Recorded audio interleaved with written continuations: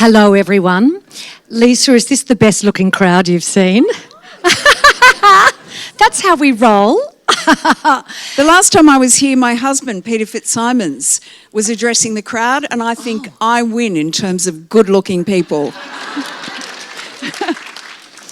Hello, everyone. Welcome to our beloved Geelong Library. Thank you so much for joining us here this evening. I would like to, of course, acknowledge the traditional custodians of where we are gathering tonight, the Wadawurrung people of the Kulin Nation. My name is Katrina Roundtree, and I'm here with my former stablemate here, Lisa Wilkinson. Thank you so much for joining us. Tonight, it's lovely to be able to share with Lisa. Tonight is a sellout with a waiting list. So we thought that we would film this evening. So if anyone has a problem with that, that's not something Lisa and I have ever experienced. We love being filmed. Happy to be on camera. But I'm aware not everybody is. I think it might be the back of your head. That's about it. But do just let us know. We'll do a Q&A at the end. Please, because we are a full house, make sure that you wait for the microphone to get to you before we actually hear your question. I think that is all of my housekeeping. Let's get into our chat. I have my book here, which is so dog-eared. It's not embarrassing. It's a compliment to you. I love seeing a dog-eared copy of Evelyn. You love a dog-eared book. Of course, I know that pretty much everybody here knows our beautiful Lisa, and I thought I would share my own little story. I'll make it quick. I'll make it very quick, but it's a little bit different to the traditional intros. For me, I first saw the back of Lisa's head, actually. My brother played rugby, and he played with a very tall man called Peter Fitzsimons at Sydney Uni. And at the time, yes. I don't know this story. No, because you never came into the bar area after. At the time, I know this, you were editing Cleo. Yes. And I was in love with Lisa's hair. Does anyone remember Lisa when she was our big sister editing Dolly and going on to Cleo? I don't know if anyone remembers this or it's my weird obsession, but you had hair down to your bum, didn't you? Totally. And there would be this very tall man. I'd always see the back of them. And he would walk in always protective with this tiny little lady with the most glorious hair. And we'd all be, my sisters and I would all be in the stage, oh, Lisa's here. Look at her hair. Oh, look at her hair. Oh, it's beautiful.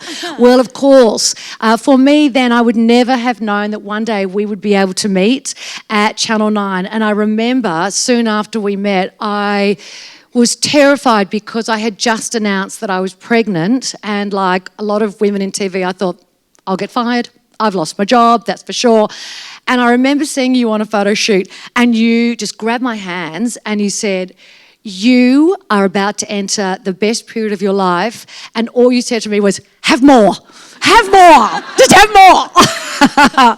So you have guided me so beautifully, and here we are today in a whole new form where we get to hear your beautiful writing voice as well. And that voice, as you can well imagine, comes through so loud and clear as you read our beautiful book, #1 in Australia. Round of applause for that. Thank you. The Titanic story of Evelyn. Now, I had the joy of meeting Kay earlier there's Kay. Kay, I've already mentioned you to Lisa. We arrived Your early. reputation precedes you, Kay. So Kay used to operate our mobile library. And so Kay met my little boys when I used to take them always to the library. And Kay mentioned, you have a Titanic collection. As you do. large Titanic collection, naturally leading me to the question, so of course you would know about the Australians on board. Do you know about Evelyn? And your response? Didn't know about it at all. And really, the book is here for people like Kay and the fact that we did not know this Aussie woman's story. So I have so many questions, and I know you have lots of questions, so I'll just go straight into it. I know you reference it at the start, but please, it felt so obvious to me before I read the book. How did Evelyn come into your life? Well, I can say with some authority that, Kay, you represent all of Australia. That is how it came to be that none of us knew anything about Evelyn. And the way the book came about, it was 3 years ago, and my husband, Peter, was looking at a photograph of the Titanic and saying to me, isn't she a beauty? And I said, well, she was. Probably not so much these days, lying on the bottom of the North Atlantic. And I thought about it for a second. I said, you ever check to see if there are any Australians on the Titanic? Because, Pete writes these incredible books of moments in history that we all think we know about, but he brings them to life through the people who've experienced a war or, a great moment in history. And I said, there could have been some Australians on the Titanic. That might be your next book. And he said, that's a great idea. And I said to him, but then again, you've got 40 years of journalism in you. I've got 40 years of journalism in me. In 80 years, if we've never come across any Australians on the Titanic, there obviously weren't any. And he said, yeah, you're probably right. Anyway, I said, you've really got to look into it. And Peter did what most husbands do for the next couple of days, ignore his wife. And so a couple of days later, I said to him, where are you up to with that Titanic idea?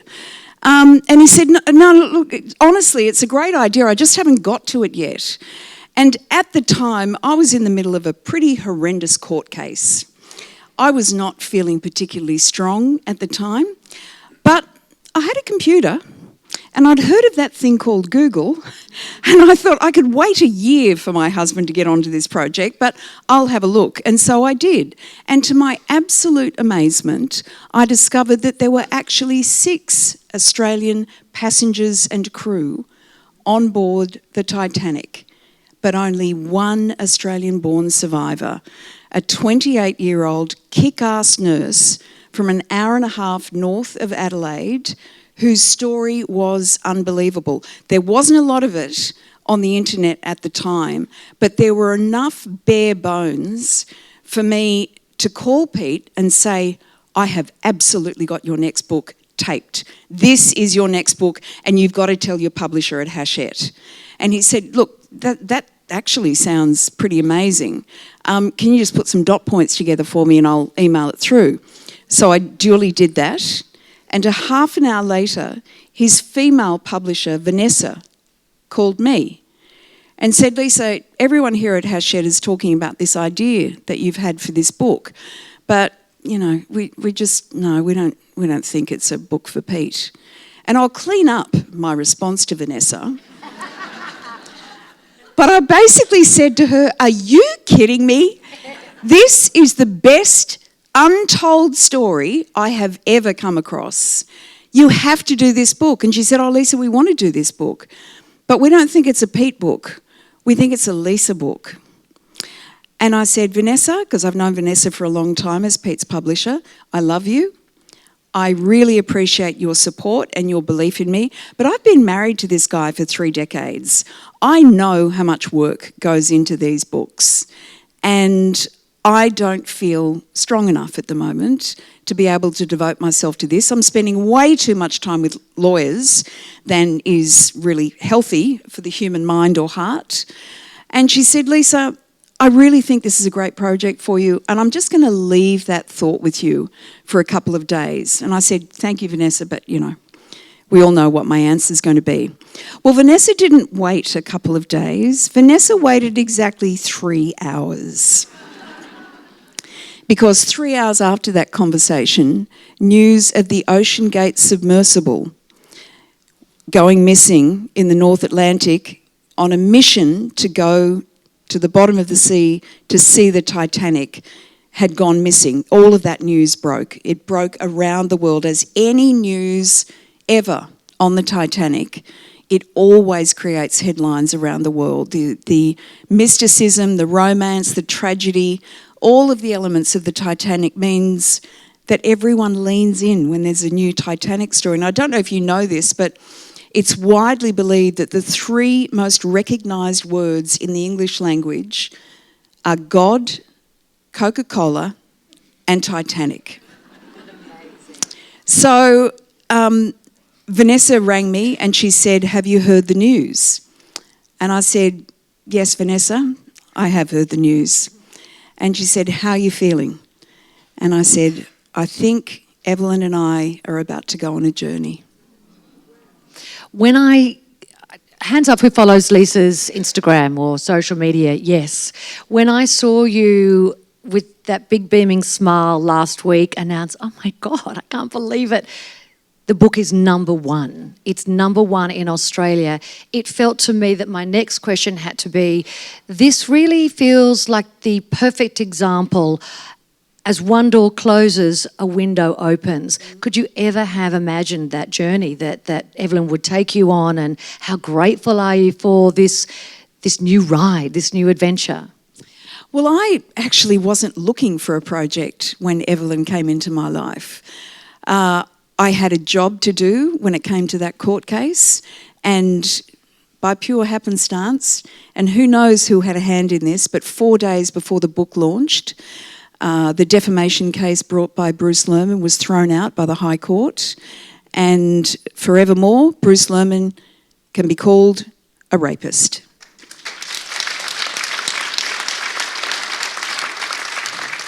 On the balance of probabilities. And so that door definitely closed for me.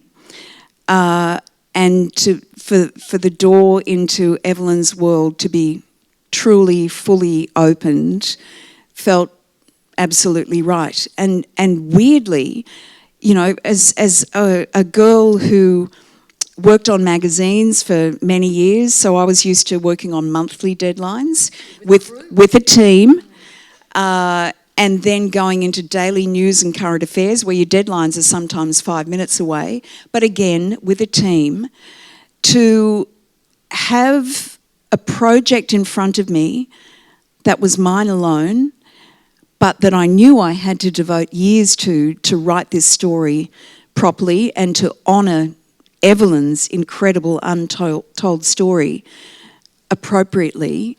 If I hadn't had 3 years to work on it, I don't know that I would have been worthy of doing the work. And so I fell so completely in love with Evelyn. I fell in love with her humility, because one of the reasons we don't know about Evelyn prior to this is an incredibly humble woman who only ever gave 2 interviews after she survived the Titanic. When you know that just over 2,200 people were on that ship and only just over 700 people survived, to be a survivor of such a tragedy and the human scale of tragedy on this ship meant that everyone who survived it had to work out how they were going to deal with both survivor guilt and how they wanted to live the rest of their lives. And it's interesting, I say in the book that for Evelyn, like so many of the survivors of the Titanic, they were often asked for the rest of their lives. Obviously, there's no one still alive who was on the ship. They were often asked, "Are you that person who was on the Titanic?" And there's a basic flaw in that question, because I don't believe that anyone who was on that ship ever left the Titanic. To go through an experience like that, you know, for so many of them, they had nightmares for the rest of their lives. They had guilt for the rest of their lives. So that is one of the reasons why we didn't know about Evelyn, because she lived her life always serving others up until that night that the Titanic sank, but even more so afterwards, because She got to be with her great love, her fiancé, William. The real love story. Yeah. Forget Not Jack and made up. Rose. Oh. Jack and Rose weren't real. Love James Cameron, did a great job of that movie, but Jack and Rose weren't real. William and Evelyn in this book are real. I have to ask early, as you describe Evelyn, it of course led me to ask,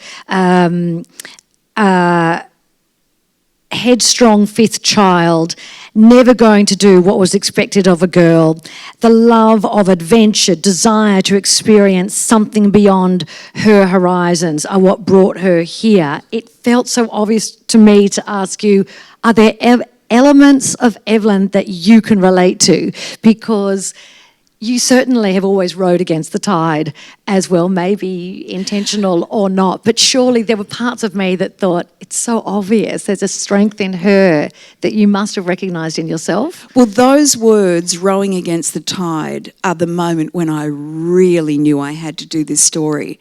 Because the first thing that I had to do, once I'd said to Vanessa, okay, you got me, was I had to listen to every podcast, watch every movie, read every interview, look far and wide for, okay, this story is huge. I need to see the hugeness so I can work out what, from everything that I know, I'm going to bring towards Evelyn in order to be able to not only better tell Evelyn's story, but to understand the times that Evelyn was living in and understand the experience of being on the Titanic, because it was one hell of an experience.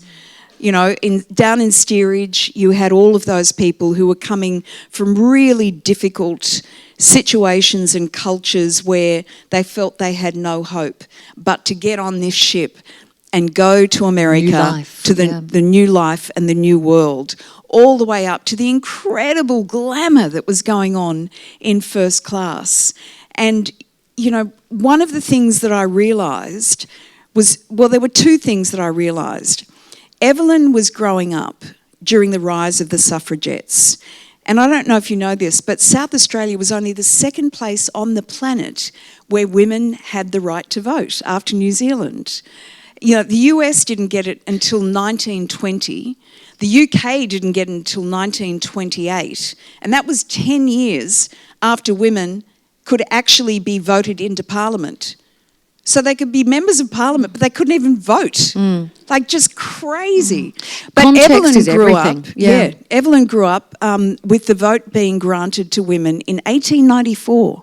So she saw her mother and her two sisters with the right to vote.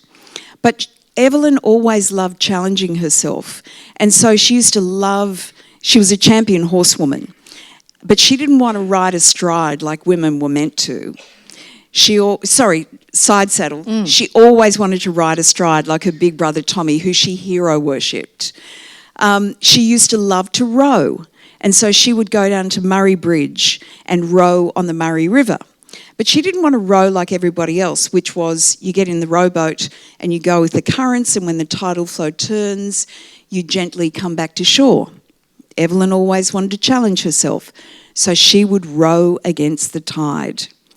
And when I heard those words, when I read those words, I thought, I wonder how many Australian women feel like they are constantly rowing against the tide. So I could feel this rising spirit and independence. Another thing that she did growing up in Hoyleton, her father was the station master at Hoyleton Terminus. And you went there, didn't you? I went there. And she would always want to help her father. So she learnt Morse code in order to be able to take the messages. And early on in the book, there is a moment when Evelyn reads, she's in the station master's office, her dad isn't there, and she reads a Morse code telegram that's come through that I think genuinely changed her life. And that was what spurred her towards wanting to become a nurse. So she goes and trains as a nurse at Adelaide Hospital, and it's there that she meets a wealthy patient who needs a nurse companion to accompany her to London. Evelyn has always dreamt of elsewhere. And so Evelyn sees this as her opportunity to see what elsewhere looks like. So she goes on this ship, accompanies the woman, gets to London and falls in love with elsewhere. So she signs up to be a stewardess nurse on cruise ships travelling the world. And it's while she's on one of those cruise ships that she meets a handsome ship's doctor called William Abel James. And they end up travelling together, working together. They become engaged, and then they hear about this maiden voyage of the biggest, most glamorous ship that is ever going to set sail, the Titanic. They both apply to for him to be one of the two ship's doctors and for her to be a nurse stewardess in first class. They're both told, you've got the gig. And then with just days to go, William is told, scheduling issues, we're putting you on the Macedonia going to Sydney. And so Evelyn sailed alone. But no spoilers after that. So you can see... It's so hard. You can see this beautiful rising spirit of this young woman who is doing things differently. So I realised that this story of the rise of the suffragettes was really being reflected in this young girl from really Nowheresville, outside of Adelaide. The other thing I realised is that everything I was consuming, every story about the Titanic, was always being told by men. The Titanic story has never been told through the female lens, and yet the women on board are so incredible. So many of them are fighting for women to get the right to vote, both in the US and the UK. And there's one of my favourite moments in the book is Lifeboat 6, and there's 3 suffragettes. The unsinkable Molly Brown, who's played by Kathy Bates, if you remember the James Cameron movie. Another woman called Helen Candy, who's great mate from the UK, from the US. And she ends up leading the march down Pennsylvania Avenue to the White House 1 year after the sinking of the Titanic for the Women for Votes march. And she's really instrumental in women in America getting the vote. And then there's Elsie Bowerman, who's great mates with Emmeline Pankhurst. And she becomes the first female barrister to ever appear at the Old Bailey. Now, these 3 women, by pure happenstance, all end up in Lifeboat 6. No spoilers here either. So hard! But so hard! Let me tell you, Officer Hitchens never had a chance. They were 5 times the men he was. I was going to ask you, for me, other than Evelyn, of course, you develop favourite characters in the book. Who was your favourite character? Is there a favourite character other than Evelyn? For me, I have to admit, it was Molly Brown. She was wonderful. I loved her gumption. And she was particularly magnificent once the rescue ship comes to them, the Carpathia, because there's some moments on the Carpathia where the owner of the White Star Line, who in many ways is responsible for a lot of the human error that goes on that sees the Titanic sunk.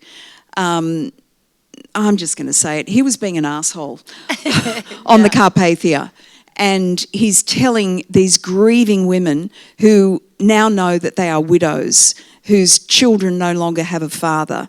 And he's squirreled away in one of the officers' cabins and is sending messages out to the women to keep it down. Molly Brown rises up in a way that is so magnificent, but beyond that, she is the one who orchestrates the Titanic Survivors Committee, and her really keen focus is on the women from steerage, third class, because these women literally have nothing. They have lost their husbands, who are the breadwinners. Many of them are not educated. They certainly don't have careers. They've certainly also got a lot of children. So they are arriving in this land of hope and glory with nothing. And Molly does everything she can to keep that committee going for a long time afterwards. And yeah, I fell in love with her as well. I've got a curly question, because this tragedy makes you learn to be non-judgmental of others and ask yourself crazy questions such as, in a moment when you're told, wrap up, get warm, you've got to get into a lifeboat, what would you grab?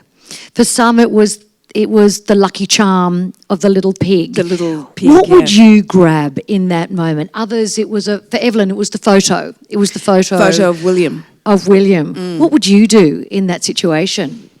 I think I'd just grab my children and, just head straight for those lifeboats. But a lot of the passengers didn't, because this was a journey and a ship that everyone was told was unsinkable. Unsinkable.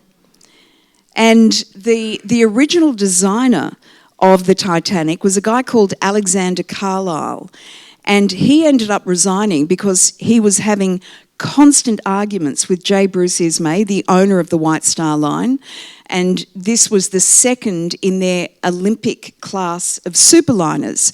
The first one was called the Olympic, and under the captaincy also of Captain Smith, who was the captain of the Titanic who went down with the ship, the Olympic also had a pretty terrible crash before the Titanic. So, there was a common denominator there on that. But, where was I going? Well, I was really fascinated. There's so many stories in this book. I know. And I do want to quickly ask as well, because there is a little bit of a point of difference with this book. You've entered the world of Titanic nerds that you've mentioned. No, nothing on UK. But this is a sort of book you flip when you read it, because you've obviously loved the amount of research, and there is a huge part of the book at the end that references everything that Lisa and I should say your researchers, everything gets back to fact. Everything is I can tell you where this was said. So what was that like for you doing the research, and have you been on a cruise since as a part of it? No, I haven't. The research process was fabulous. And one of the biggest compliments I can be paid now with people who have read this is from Titanic nerds who say to me, I thought I knew everything about the Titanic, and there is so much in this book that I didn't know. So that is very satisfying. And did you enjoy that research process? Because you mentioned before, on magazines, you got a team. Yeah. TV, it's very collegiate. You've got the team. Was this lonely? What was that research like? Because you actually had a couple of Fitzsimons helping you too, didn't you? Yeah, we are a bit of a family business. So Pete has two researchers who he's used, for a couple of decades now, who can find things in the cobwebbed corners of the internet that I would never be able to find. And so I employed both of them early on. You had a team. And I had to, because I had to work out what I wanted, I had to do a lot of my own research before I could go back to them and say, okay, these are the people whose stories I want, and also to find more information on Evelyn. And they did that, but one of the most crucial things of all is I found Evelyn's great niece, who's 76 years of age, who lives in South Australia, and she is the daughter of Evelyn's favourite niece, Mavis. Evelyn and William unfortunately never had children, and so they were very, very close to Mavis. And I contacted Petria when I realised that she existed. Wow. And she was a little wary at first. I emailed her, and I think it took about 2 weeks before she got back to me. And I thought... Even you? Well, I mean, even more so, because maybe she's got preconceived ideas. Right. Like, you're a journalist. Why would I go anywhere near you? And it's funny how much more I feel like that these days. So go, Petria. But I kept thinking, she hasn't got back to me. Maybe she's no longer alive.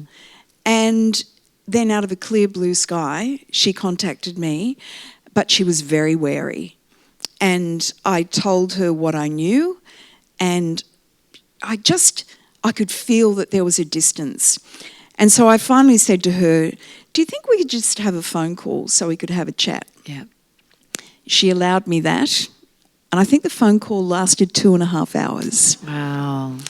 And we discovered that we had a mutual love of her great aunt. And Petrea never met Evelyn. She'd passed away before Petrea was born. And all of her life, she has adored her great aunt because her mother used to tell her all of the stories about Evelyn. How cool. Yeah. How cool was my aunt? Yeah. And Petrea has all of the letters between Evelyn and William, all of the telegrams, and I knew that she trusted me when I was the first person to ever see all of that beautiful family folklore. And no one has seen it since I saw it. And we had a conversation. We flew Petrea up to Sydney for the launch of the book on the 14th of April. Which Naturally, you wonder, was she involved with the launch? How proud. Absolutely. And in fact, when I was I hadn't even thought about it, but Pete said to me, who are you going to get to launch the book? And I said, I don't know, it's at the Sydney Maritime Museum, but I don't really know any boaty people. I don't know, I feel like I need a woman who's from South Australia, who's always rowed against the tide. Oh my God, Julia Gillard. And so I emailed Julia, and she got right back to me. I gave her sort of the bare bones of Evelyn's story, and she wrote straight back to me, and she said, oh my God, Lisa, how do we not know this woman's story? Of course I'll launch your book. And then in capital letters she wrote, let's do this, with 13 exclamation marks behind it. So the first person I called was Petrea. Yeah. And I said, how do you think Evelyn would feel knowing that our only female Prime Minister is going to be the one to launch her story to the Australian public? And we both cried. Oh, that is serendipity. That is so beautiful. I do have to be mindful of time because we're both chatterboxes. We are. It feels, your voice is so clear when you're reading this book. Yes, Lisa has done you've done the audio book. Yes. Yes. Because isn't Lisa's voice just beautiful? It makes so much sense. So much sense that you would do that. Do you know the problem with doing the audio book? What? I had to keep stopping because I was crying. Oh, yeah. So I actually, once I'd finished the book and it went to the publisher and all of that happened, the first person I sent the book to after the publisher said, yep, we're ready to go, was Petrea. She was the one I cared about most, getting her approval. And I got that tick. So then I had to sit down to do the audio book, but having some space in between writing it and then retelling it, I suddenly realised how emotional this story is. And there are parts in the book that even now break my heart. It felt so clear to me to ask you this question, but now I'm not so sure. It felt that I had to ask you, what's next? What's the next book? But this still has such a hook on your heart, doesn't it? It really does. And, you know, only just having launched the book, I mean, there's been so much interest in it, and there is a lot of film interest in it. And I feel so protective of Evelyn and also Petrea because she has trusted me so much with what she gave me, what she let me see, that, you know, if it does go down that path, that's I really want to see safe passage for Evelyn because she's so precious, and I don't in any way want her story to be misrepresented or mistold. So I'm holding on for a little while, but I do have an idea for another book. Oh, thank heavens, thank heavens. I mean, you are in a room full of book lovers here, and I should mention Charlotte is here ready to rock and roll from Bookbird. That's our local bookstore, and we love Bookbird, don't we? We absolutely love it. But I selfishly was like, what next? But also, what an adventure you are on. And you couldn't have predicted this. You could never have predicted this, that here you are going far out. I do actually have another idea for a book, but heavens, I have to talk about filming rights now and this honouring of this dear friend that you have made. I don't know if you're aware, but it's widely known and repeated that less than 1% of our history is written about women. It's half of 1%. And that's because for a long time, women did the support role. And even if you were the heroine of a situation, which Evelyn absolutely was, you then retreated to a support role. You didn't champion yourself. And so to be able to champion a woman who never would have championed herself feels like the right space for me to be in.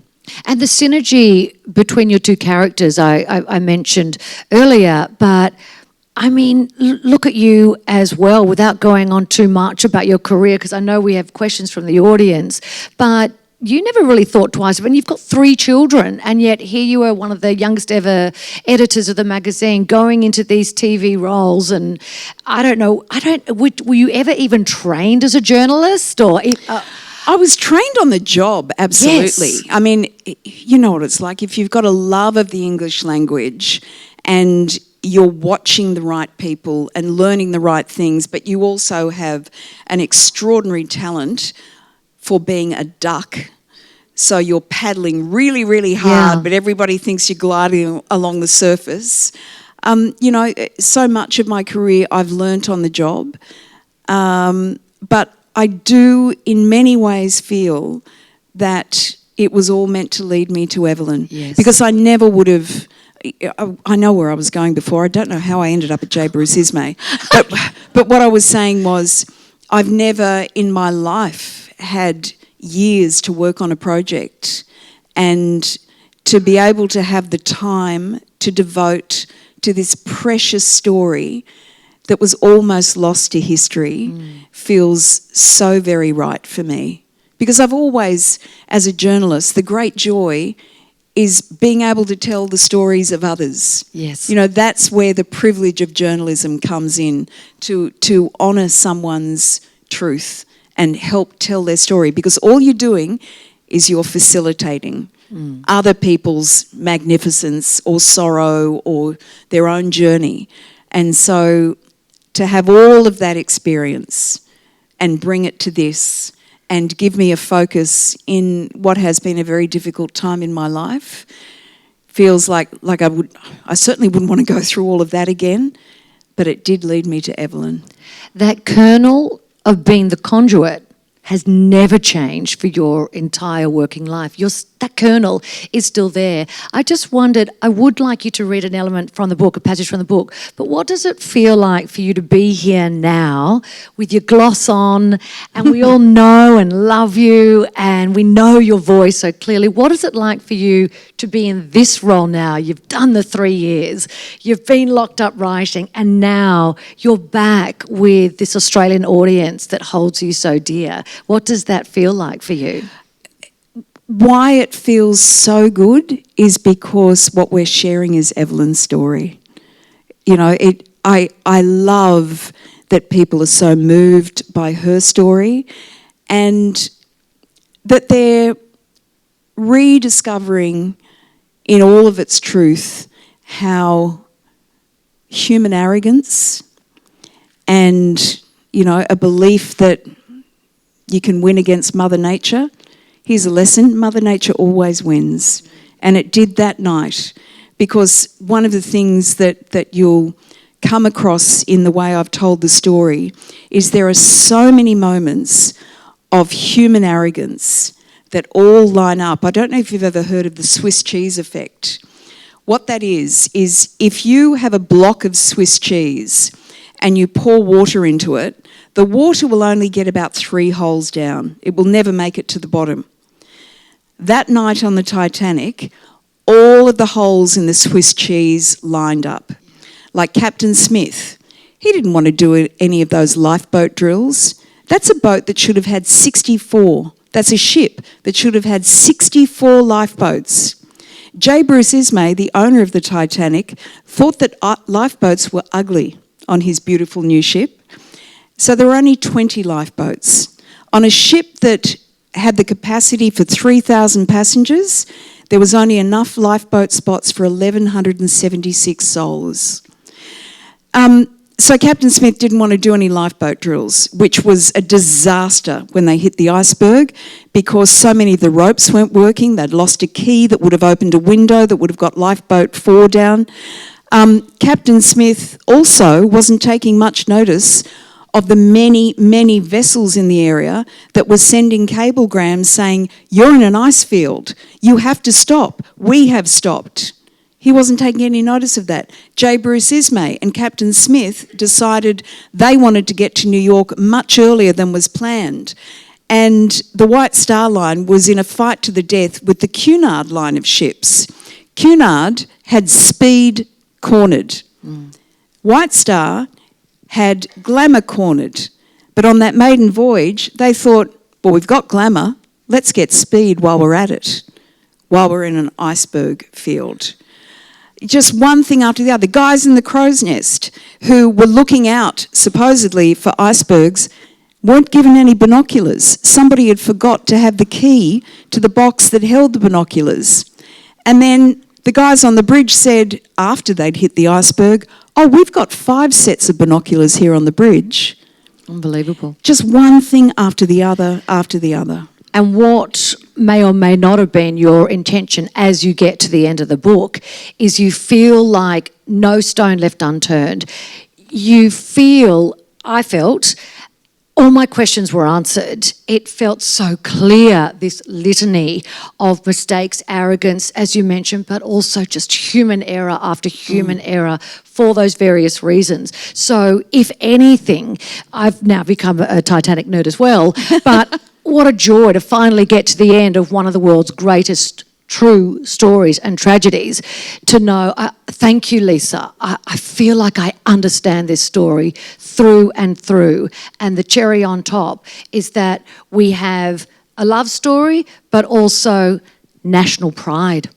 Absolutely. Isn't that amazing that we get to the end of it with that national pride? That is my great joy, that this beautiful woman from our history will now be celebrated. And I really want young girls to read this book. You know, that I think it will make a lot of young girls very, very proud. Could you please read a section of the book? I will. And then we'll get to your question. We definitely will as well. So just to set this up, what's happening is Evelyn has been ordered into a lifeboat, and I'll leave that to the reading experience for you to find out how it is that she is ordered into a lifeboat. And she's with her dear friend and fellow stewardess, Violet Jessup. And so the two of them are in lifeboat 16, which is one of the last lifeboats to leave. And they are sitting looking back at the Titanic, which is not far away from sinking. And Violet, like many of those who get into the lifeboats, has been handed a tiny baby, parentage unknown.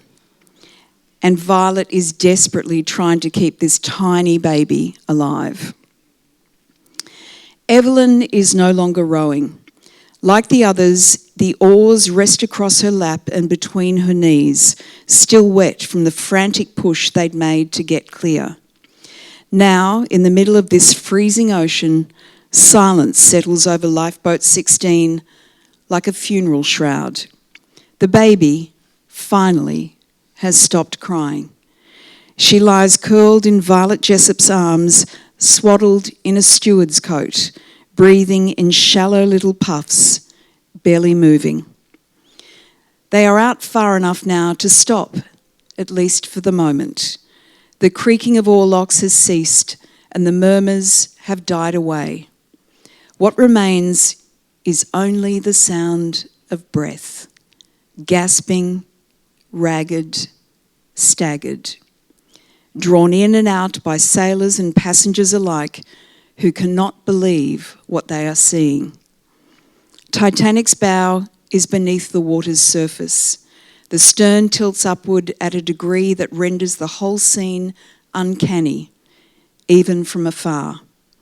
Deck lights at the rear of the ship, which remain above water, still glow, row upon row, turning the ship into a floating half-palace, lit for a ball nobody will survive.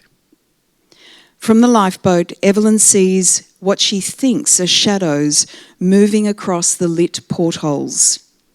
Not shadows, people. Can she see some frantically waving? She's lower than when we left, Violet Jessup says quietly beside her. Much lower. Evelyn nods. She can feel it in her stomach, that pull downward. It seems to grip her soul just as it grasps to that of the ship. Still, she's going. And yet, no one can look away. Do you think she'll stay afloat? A woman whispers. She's not built to break, a crewman mutters in reply, but his voice carries no confidence. It takes all his courage to muster speech. And so Violet and Evelyn sit in horror, floating, waiting, hoping, watching. Thank you, Lisa. Now, it goes without saying, the epilogue of this book is so darn fabulous as you go, what happened to this person? What happened to that person? And I know you loved writing that epilogue, but you must promise me when you read this book, you do not go to that epilogue first, because I know some of you people do that. Can I just give everyone a big tip? Because I'm not doing spoilers tonight because I don't want to ruin it for you, because I've written it in such a way you won't know who's going to make it and who isn't. And I'm sorry for that, but it is an emotional roller coaster. But we know the ship goes down. We do know that. And we know Evelyn survives. But I want you all to look out for a couple called William and Lucille Carter.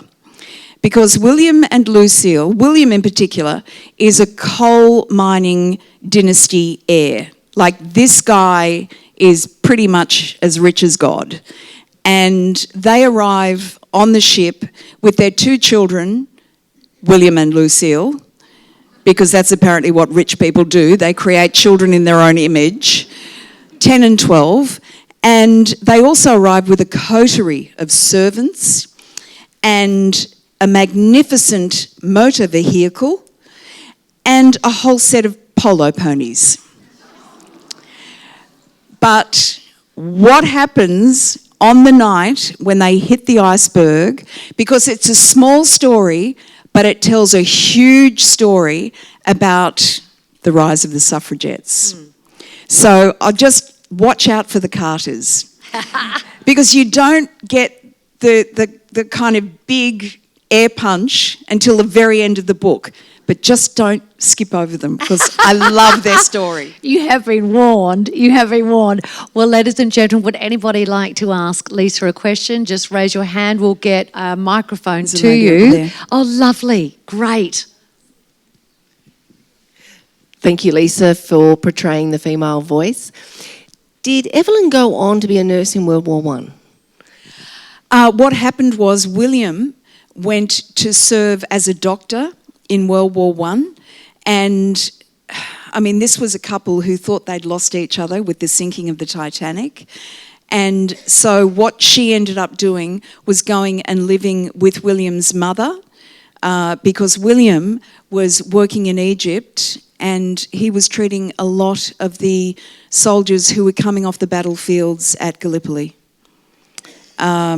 And, you know, he was magnificent in the First World War. What you'll also discover is that many of the suffragettes went on to be nurses in the First World War. One of them even had Ernest Hemingway as a patient.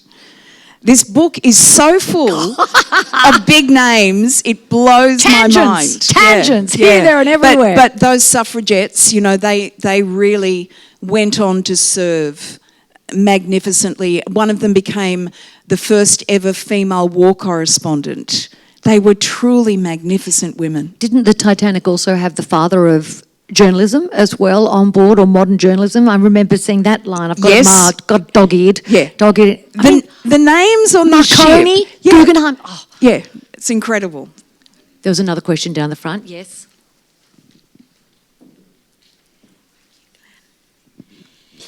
Thank you, Lisa. Thank you for introducing us to this remarkable woman. That means everything to me, you know. Yeah, it's really such does. a beautiful introduction. We mentioned being locked away writing. You mentioned it in one of your statements. I'm interested in whether you had a writing ritual, whether that meant late nights, lots of coffee, alcohol, locking yourself into a room.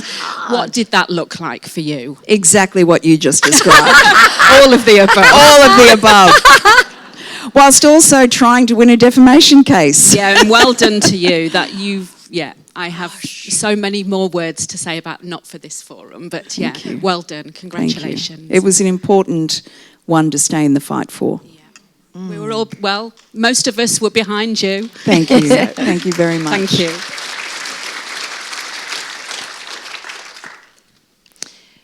There we go. Thanks, Lisa. How did you keep this secret from everyone? Yes. Like, and did you have to tell your kids not to tell anyone? How did you keep it? Oh, no, the kids, I mean, our poor kids, my God.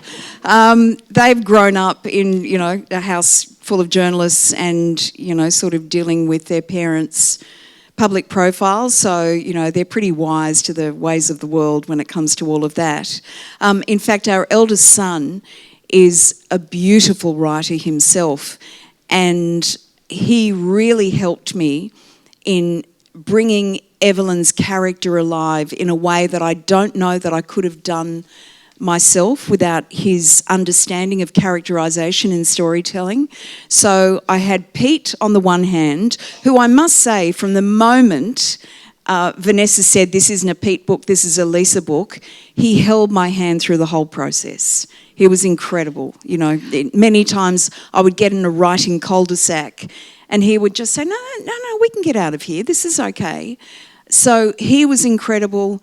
One of the researchers is also a Fitzsimons, Angus, Pete's cousin, and then I had my son. Like I said, we move in a pack, Fitzsimons. But that's such a fair question, because I was wondering that too. Something that began as an idea, soon, obviously, and you said a 3-year process, became far out. This is such a ripper of a story. Yeah. Anyone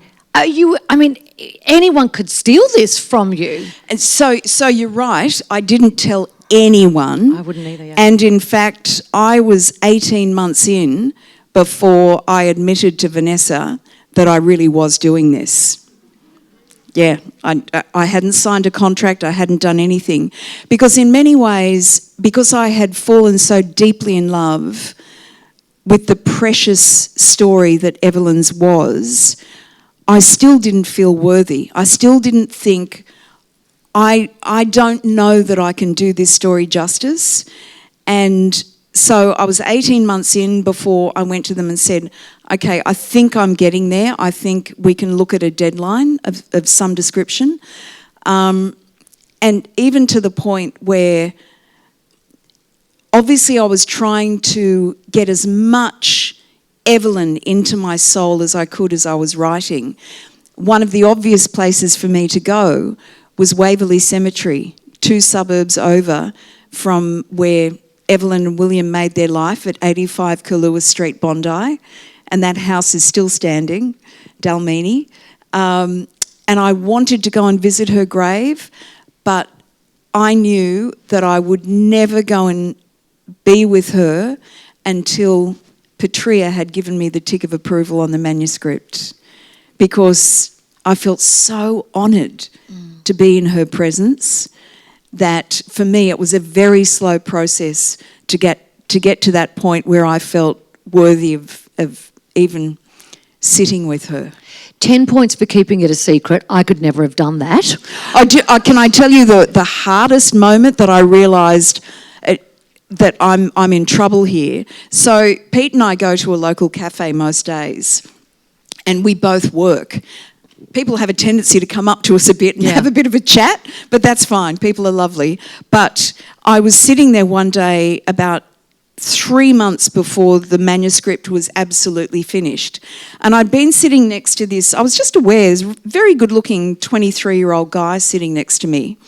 And he had his computer open and I had my computer open. So he's there against a wall, I'm here against a wall, and Pete is there against a wall. I'm working.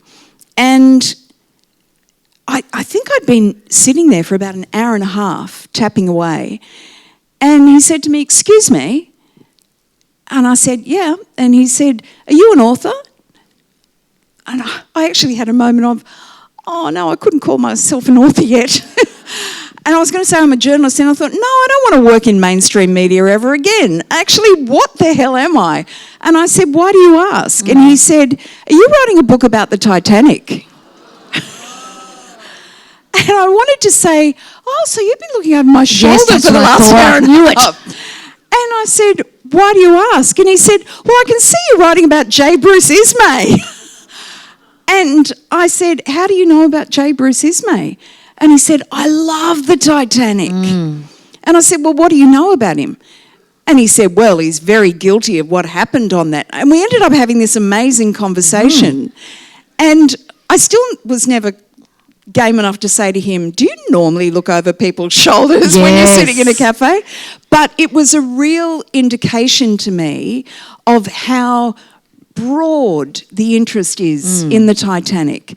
Like, I haven't come across any age group, any demographic that isn't absolutely fascinated by the story. And he said to me, "So what part of the Titanic story are you telling?" And I said, "I ain't going to tell you if you're going to look over my shoulder in a cafe." And I ran into him about 2 weeks ago, and he said, "I bought the book. It's incredible." Hey, I love it. High praise. And I do just have to ask, I mentioned I can hear your voice coming through so strongly. I was prepared to hear Pete's voice because he's such a literally larger than life character. I am curious, when you hit number one, how did Peter Fitzsimons react? You know who told me I'd hit number one? Peter Fitzsimons. Oh, that's lovely. He's so proud. He's so incredibly proud. I'm a very lucky woman. You are, and it makes me kind of teary because, you know, I referenced that moment when I first saw the back of Lisa at the footy, and he was this giant, so protective, and I'd just see the hair swaying. We are quite comical together because I'm 5'4" and he's 6'7". Yeah, like it is hilarious. It is a beautiful thing. I know there was did you have a question? Yes.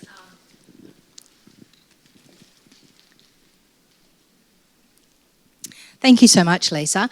I'm just wondering what's going to happen to the letters that Petrea has. Are they going to be, kept forever somewhere? Are we going to celebrate Evelyn a little bit more openly and more publicly, perhaps, in a library or a museum in Adelaide? I am absolutely sworn to secrecy, so I don't know what I can say. Fair enough. Does that kind of answer your question? Yes, it does. But do you know, that's such a fair question because 3 years ago, they would remain with the family. And now, because of Lisa's curiosity, it's a genuine question. It's a genuine question that maybe generations will be able to honour and enjoy. Were there any other questions before we close for the evening?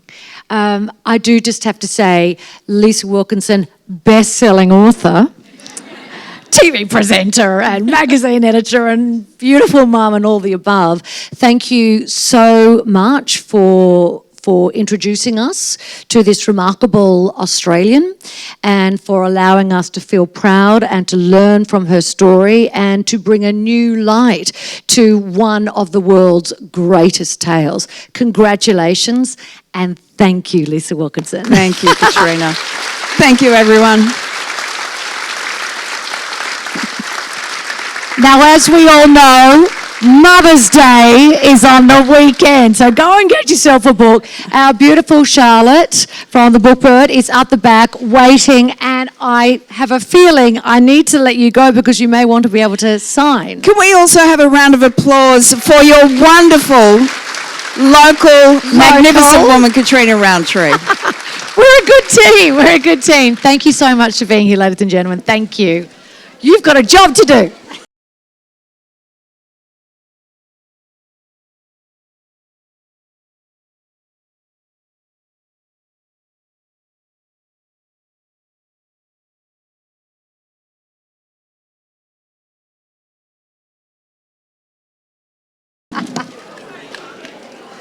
Thank you for signing my book. I know, I didn't know where it was going to go. I don't know where I was wandering off with Jay Bruce's Well, because I'd started you with a question about what would you grab, and it's like, well, that's easy, the children, and then, you know, equally when you did the research, it was, look at how interesting that person is and all these different characters. Oh, we needed to take that photo. I was going to say. Oh yeah, can we take that photo? It's Maddie got your phone. Okay. Sorry. Oh, guys, can we get a quick selfie? She was phenomenal, full stop. Amazing. I wasn't going to take it. Do you have the microphones back there?